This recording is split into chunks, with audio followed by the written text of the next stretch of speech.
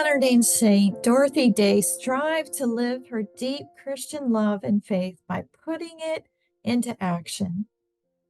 As a 9-year-old girl, Dorothy witnessed the tragedy of the 1906 San Francisco earthquake and the fires that ensued. As horrible as it was for a small child to experience, she also witnessed and experienced the community coming together to generously help and support one another. Dorothy wrote in her autobiography, "The long loneliness of a holy desire in her early adulthood." She wrote, "I wanted every home to be open to the lame, the blind, as it had been after the San Francisco earthquake. Only then did people really live, really love their brothers." This deep, holy desire dwelling in her heart as a young adult was God's desire too.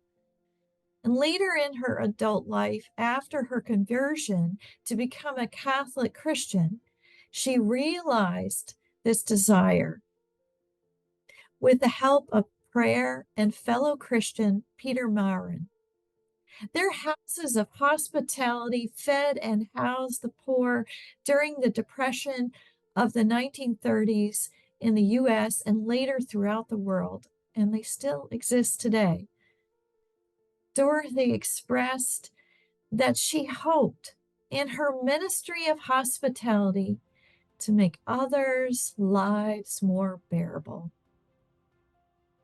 She also used her gift as a writer to raise the Catholic Christian consciousness to the needs of social justice in our country and beyond.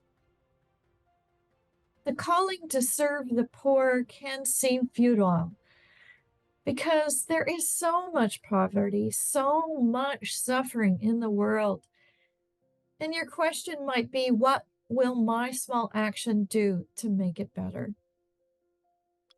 Day writes, "If I did not have faith that works of mercy do lighten the sum total of suffering in the world, the problem of evil would indeed be overwhelming."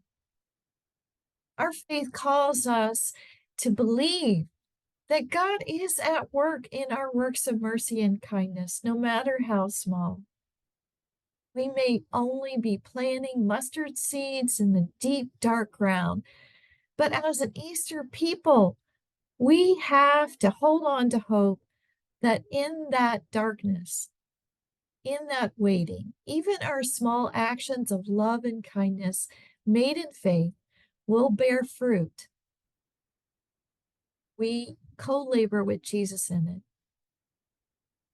We are asked to trust that we are carriers of God's grace and love and the work we are called to do. We plant seeds and trust God with the outcome, whether we see it or not. In today's scripture from James, we are asked to put our faith into action by serving those in need. Our works of mercy can be providing for physical needs or providing companionship to the lonely and the sick, or other acts of kindness.